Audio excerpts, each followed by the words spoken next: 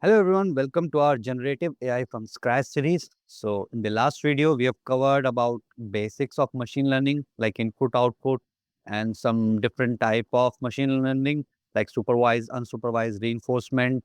And then we understood the linear regression and logistic regression. Now we'll move ahead and we'll discuss about the more detailed concept of machine learning, that is loss function, gradient descent, optimizers, and at the last, we will discuss about the neural networks.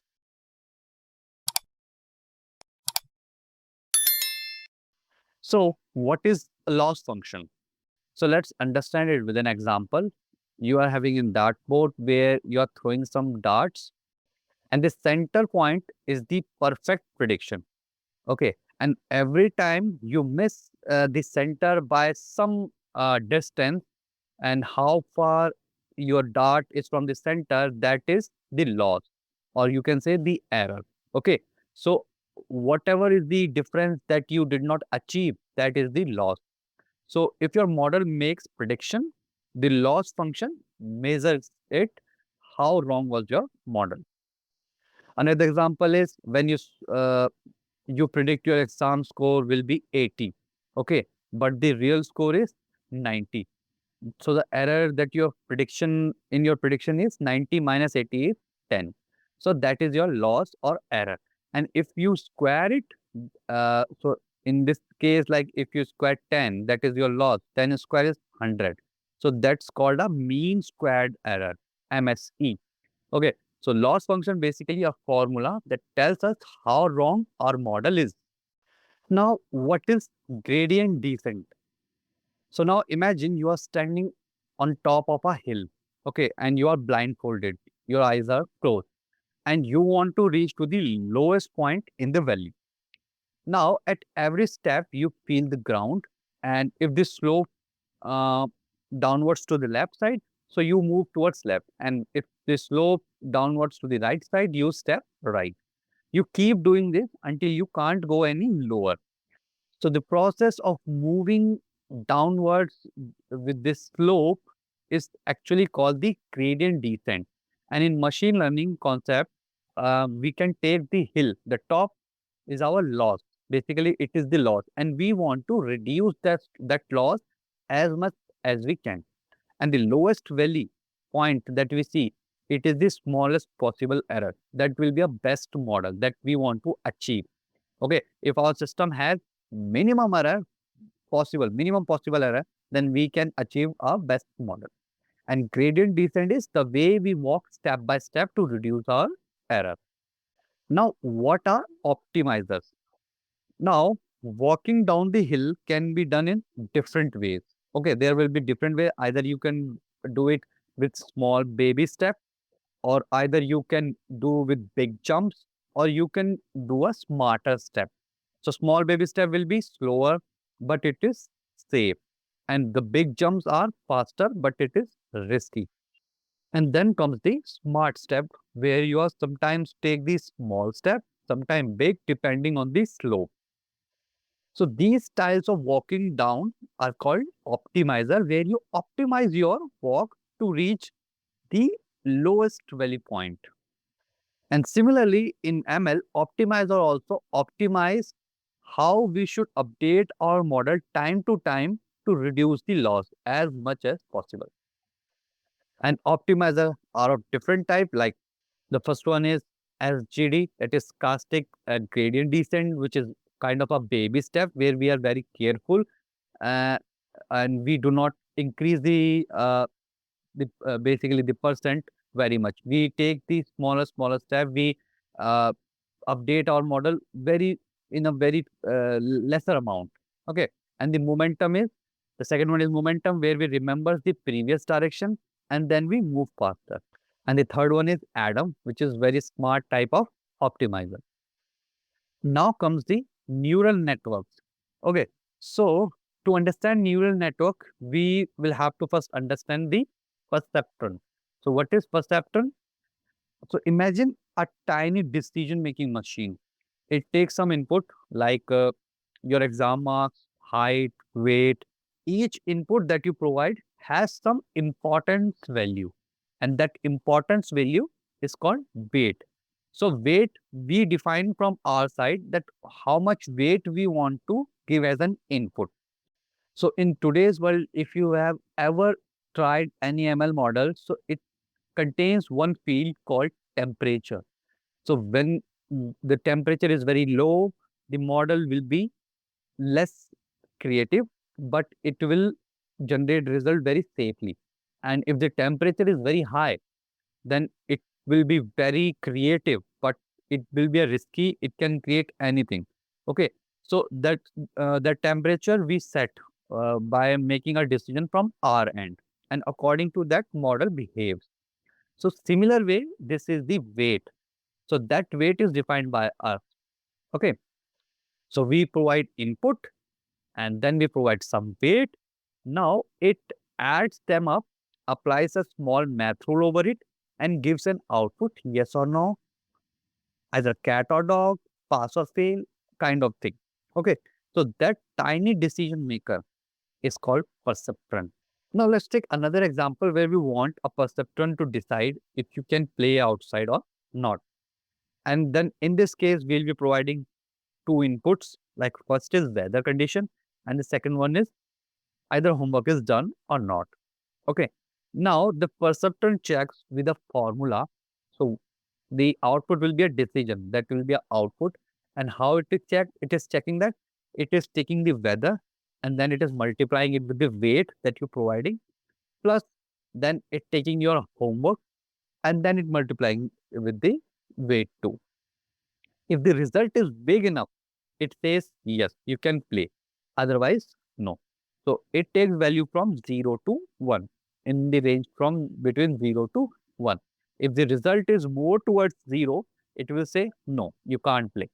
If the result is more towards 1, like 5, 0 0.5, 0 0.6, 0 0.8, 9, kind of thing, so it will provide you yes. So this is how the first AI model ever worked. So this is when the problem is simpler. But what happens if the problem is harder? Like if you want to decide if a picture is of dog or not, if it's a dog or if it's a cat, where model will have to decide by analyzing the appearance. So now that single perceptron is too simple for that. It will not be able to handle because it is just tackling with a single conditions kind of thing there. Now we combine many perceptron together like a Lego block, and then this makes a neural network. Where inside this neural network we have multiple perceptrons. Okay. Now, now there are layers inside neural networks. Like the first one is the input layer where the raw data we provide, like we have the image or pixels of image, which is basically it will understand.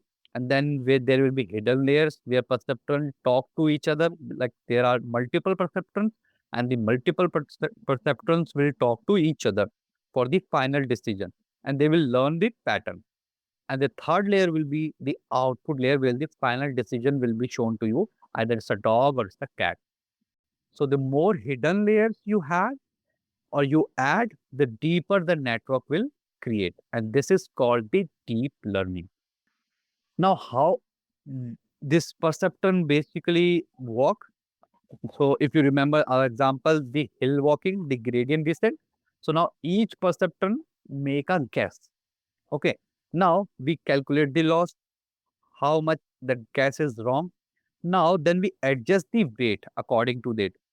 And then we takes see the output out of it, and then we adjust the weight and then we see output out of it. We repeat it many times until the network learns. So internally that is done to make a model to learn automatically by increasing and decreasing the weight, and then it automatically learns itself by providing the guesses again and again and again and again, and then at a time it will start providing you the correct, close to correct answer. Okay, now let me take you to the Google Colab and I will show you with an example. Okay, so We are inside our Google Colab. So this is the example. So if you will not understand it completely, that is fine. But the basic idea is to just to show you how the model decide on the basis of different weight and how it changes its value. Okay. And how this basically neural network is internally created. So this is the example where I am defining my data. So basically this is the input that I have discussed, like I am providing it an array. The first uh, index will contain the weather condition and the second index will contain the homework done or not. Okay. Okay. So one is for sunny weather and the 0 is for rainy weather condition. And similarly for homework, 1 is done, 0 is not done. So we have created this array and we have defined different input types, 1, 1, 1, 0, 0, 1, 1, 0, 0, different conditions. Okay, and then we have defined the correct labels. So basically for this condition, what should be the output, and for this condition, what should be the output, and for 0, 0, when there is rain and homework is also not done, then what will be the output? Now the sigmoid function is created. It will just provide us the value. If it returns any value, it will basically move that value between the range of 0 to 1. And now we are initializing some parameters. Okay, so we are creating some random numbers here and then random weights, and then we are defining some bias value, and then this is the learning rate. Temperature we say in today's language. So this is the learning rate, so how more it should learn, how fast it should learn, and how vast answer it should provide us, how creative it should be. Okay, so we have defined it 0.5, and then epochs, basically the loops, number of loops that we want to execute to make our model learn, and then sample rows. Okay, so we are running the training loop here. Basically, we in this loop it will basically the model will itself run from the data. It will run one loop, it will then take the output, and then it will see that output, how much loss we have, then it will again learn the loop and it will try to minimize the loss as much as possible, and that finally it will provide us the probability of that input that we provided. Okay, so for after each 500 coach, I am basically printing the answer. So let me execute it and let me show you. Okay, so the execution is done. So for our first 500 iteration, it is providing us loss of 0.368, and then after 500 uh, iteration, 500 to 1000, it is providing us a loss of 0.0361. You are seeing that loss is getting reduced.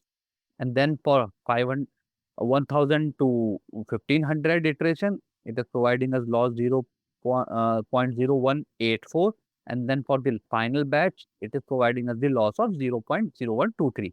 So loss is continuously reducing. That means the probability of getting the correct answer is increasing. Okay.